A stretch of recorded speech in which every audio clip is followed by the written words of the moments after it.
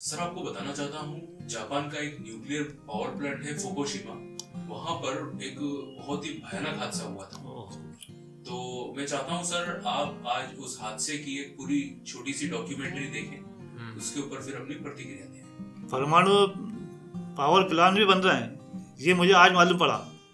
वो देखते हैं सर उसके अंदर कैसा जो हादसा हुआ है। अब सर जी क्रिया प्रतिक्रिया तो लगी रहती है, लेकिन आप जो कह रहे हो हादसा तो सर वो तो बड़ी दर्दनाक और दुखद घटना होगी। देखो सर, कुदरती जो आपदाएं होती हैं वो तो समझ में आती हैं अपने, मगर जो फैक्ट्रियाँ बनती है, फैक्ट्रिया में जो काम होते हैं, उस काम से जो चीज़ें बनती हैं उसमें जो गलती हो जाती है इंसान से, उसका जो भुगतान बड़ा भुगतना पड़ता है, वो सोच के और देख के बहुत अफसोस होता है। Fukushima power plant disaster. The power of atoms released by earthquake. On March 11, 2011, the Japanese islands were struck by an earthquake of enormous force. For 6 minutes, the ground was shaking, turning whole towns into piles of rubble. But while the struggle to recover from the most powerful earthquake in the history of Japan was going on, no one was aware that the earthquake was the prelude to yet another drama. At the Fukushima Daiichi nuclear power plant, a disaster of unprecedented proportions was about to happen. Welcome to Dark History, where we unravel the most disastrous events in history. If you want to support the channel, consider subscribing and like this video. The magnitude 9.1 undersea megathrust earthquake was not the only disaster that struck the northeastern coast of Honshu Island that day. Around half an hour after the earthquake, a tsunami hit the coast. It was actually this giant wave that brought more devastation than the earthquake. More than 200 square miles of ground were flooded, taking away thousands of lives and causing damage worth hundreds of billions of dollars. At the town of Okuma, in the Fukushima prefecture, the tsunami flooded the nuclear power plant, cutting off the power supply to a system responsible for cooling down the nuclear reactors, with no means to reduce it. The temperature of the reactors increased and eventually caused explosions in 4 reactors. The amount of radiation released into the atmosphere made the Fukushima power plant disaster the second most infamous nuclear incident in the history of the world. The 2011 Tohoku earthquake was the most powerful earthquake ever recorded in Japan. The epicenter of the magnitude 9.1 thrust was in the northwestern Pacific Ocean, 45 miles east of Oshika Peninsula on Honshu Island, the largest of 4 Japanese main islands. The earthquake was felt throughout the entire country, but the most powerful vibrations were recorded in the prefectures of Miyagi, Fukushima, Ibaraki, and Toshiji. Thrust was so powerful that it moved the island of Honshu 8 feet east and shifted the earth on its axis by 10 inches, increasing its rotational speed by 1.8 milliseconds per day. Even though the Japanese had never witnessed an earthquake of such an enormous force, they knew how to behave in such situations. After all, Japan is the country with the most earthquakes in the world. One thing the Japanese knew for sure, when a strong earthquake strikes, it is always accompanied by a tsunami. Tsunamis are waves produced by undersea earthquakes. Once the waves approach the coast in the shallow waters, they turn into giant waves. The March 11th earthquake was expected to produce a tsunami as high as 130 feet in certain regions. The first and the most powerful earthquake that day occurred at 1446. It lasted for 6 whole minutes, causing severe damage to infrastructure in the most affected regions. As soon as the ground stopped trembling, a tsunami warning was issued. Only a couple of minutes was given to citizens in the coastal areas to leave their homes and run to higher grounds. Indeed, about half an hour later, a mighty tsunami hit the northeastern coast of Honshu Island. Not even 18 feet high seawalls were enough to stop the giant wave. Whole towns were engulfed by the seawater, taking everything in its way.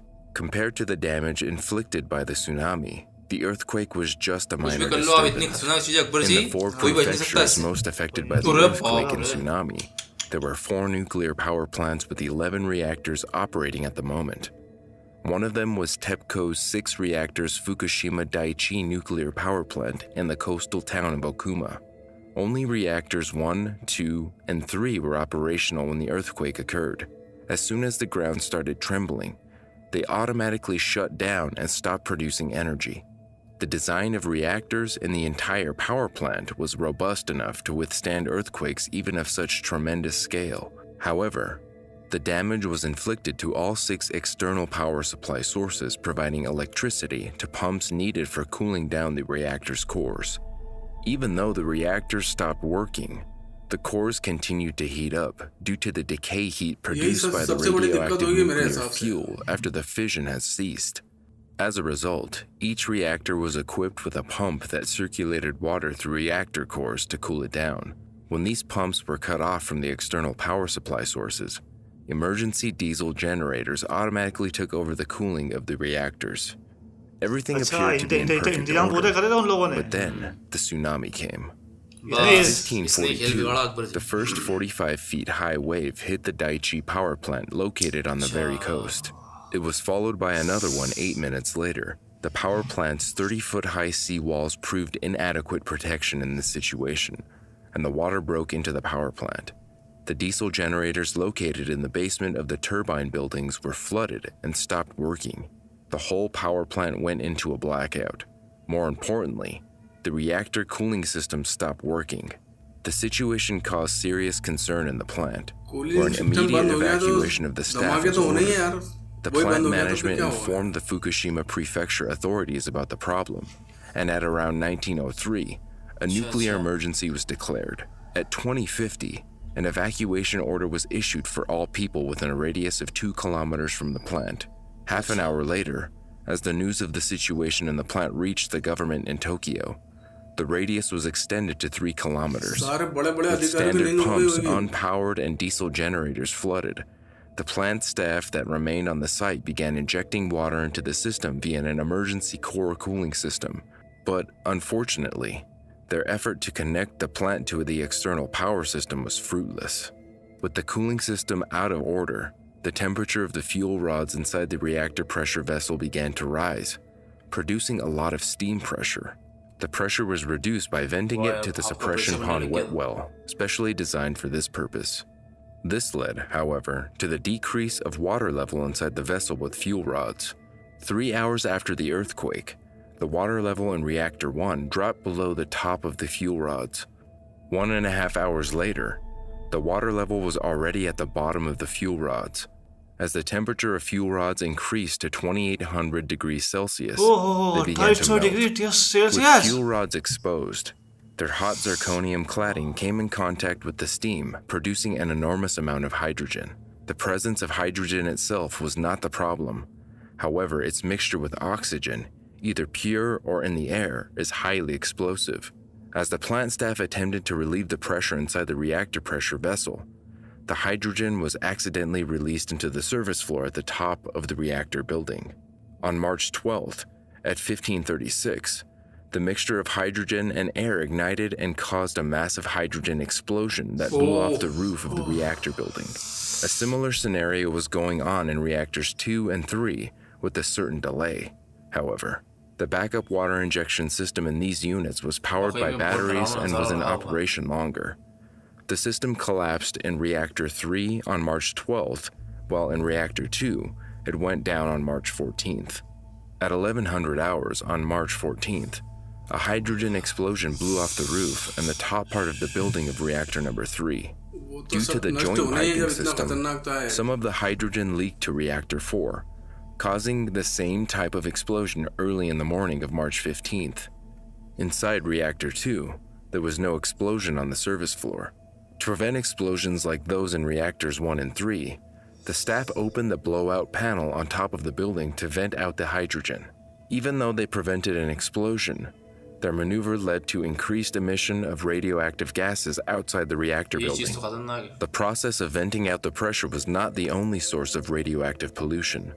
It is estimated that most radioactivity was emitted from Reactor 2, where the meltdown of the nuclear fuel and an explosion in the primary containment dry well caused a rupture in the reactor walls, allowing the polluted water to leak out. Among fission products released into the air and sea were iodine-131, cesium-137, and cesium-134. Iodine-131 is a volatile radioisotope with a very short half-life of only 8 days. Cesium-137, however, has a half-life of more than 30 years, and exposure to large amounts of it can cause severe sickness and even death. Aware of the dangers caused by the meltdown of nuclear fuel, already on March 12th, the authorities ordered the evacuation of everyone within a 12-mile radius from the plant. Radioactive releases spread quickly. Already on March 12th, the day when the first explosion occurred, increased radiation was detected at a station 120 miles away. 2 weeks later, radioactivity was detected in measuring stations across the northern hemisphere. The lucky circumstance was that the amount of radioactivity turned out to be below the level that could seriously threaten people's lives and health. The emission of radioactivity was 10 times smaller than at Chernobyl, the worst nuclear disaster in the history of the world. A more controversial issue was the release of contaminated water into the ocean. To obtain more storage for highly contaminated water, and with the government's permission, plant staff released 10,400 cubic meters of contaminated water to the sea in early April. In addition, an unknown amount of the contaminated water from Reactor 2 had leaked through the ground. Unlike Chernobyl, the Fukushima nuclear incident resulted in no direct casualties. However, 154,000 people were evacuated from the area around the plant. It was a huge shock to leave homes and everything they had to most of them. It is estimated that most of more than 2,000 disaster-related deaths were caused not by radioactivity exposure but by stress caused by the evacuation and living in shelters. Still, life changed for good for those who lived within the 143 square miles red zone. Even in 2021, this zone remains evacuated. The March 2011 events were a disaster of enormous proportions. The forces of nature were relentless and unstoppable. What happened at the Fukushima Daiichi nuclear power plant seemed like an unfortunate outcome of a natural disaster that could not be prevented. However, the truth was quite different. The Independent Investigation Commission, set up by the National Parliament, determined that the plant power, Tokyo Electric Power Company, TEPCO, had failed to meet the safety requirements in case of natural disasters and completely ignored the tsunami risk assessments based on the latest researches. TEPCO management failed to improve a number of features that would have prevented the disaster, starting from low sea barriers over inadequate cooling systems to unclear instructions given to employees in case of an incident. The company management was accused of negligence to maintain the myth of absolute safety of nuclear power. If the risks were publicly acknowledged, the management feared the public would demand the plants to shut down. Therefore, any kind of preparation in case of nuclear incidents was not allowed in order not to disturb the public. A part of the blame was also on the government, which failed to force the nuclear power plants to implement adequate safety measures. Paradoxically, the nuclear safety regulatory regime that was supposed to do the job was under the jurisdiction of the Ministry of Economy, Trade, and Industry, one of the fiercest promoters of nuclear energy. 12 days after the earthquake, reactors at the Fukushima nuclear power plant were connected to external power sources, and the cooling of reactors 1 to 3 was re-established. On August 10th, work began on building covers over the reactors to prevent further emission of radioactive particles. At the same time, cleanup crews have already removed much of the radioactive debris from the site. 9 months after the incident, 3 damaged reactors were put into a stable state of cold shutdown. The Fukushima power plant disaster brought significant changes in Japan's energy policy. Public confidence in the safety of nuclear power was greatly damaged. Despite the government's intention to increase the participation of nuclear power plants in overall power production, they were forced to reduce the nation's reliance on nuclear power. Immediately after the Fukushima disaster, all but 2 nuclear reactors in the country were temporarily shut down. The government ordered nuclear risk and safety reassessments and formed a new nuclear regulatory agency within the Environment Ministry to control the work of nuclear power plants. The Fukushima nuclear disaster taught the Japanese and the whole world that the horrifying strength of nuclear power should never be taken for granted. I hope you found this video interesting. If you did, please like and subscribe. See you next time.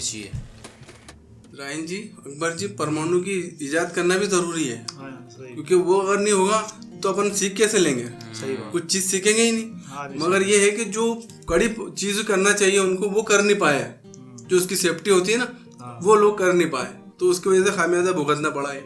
Sir जी आज की video बड़े ज्ञानवर्धक थी, बहुत कुछ सीखने को मिला सर। और ये चीज़ भी सीखने को मिली कि जो परमाणु का जो प्लांट है अंदर, परमाणु ऊर्जा प्लांट, वो काम कैसे करता है, वो चीज़ सीखने को मिली। दूसरी ये कि ये भी पता लगा कि जापान में ज्यादा भूकंप आते हैं। देखो राजन जी, गुड्डू जी, मैंने तो आज जो वीडियो देखी तो उससे जो है मालिक से एक ही प्रार्थना करूँगा कि इस तरह के हादसे, वो इस तरह के भूकंप के झटके ना आए, और वहाँ की गवर्नमेंट और वहाँ की जो कंपनी जो उसको जो बना रही थी वो आगे ऐसे काम ना करें जिससे जैसे तरह के हादसे हों।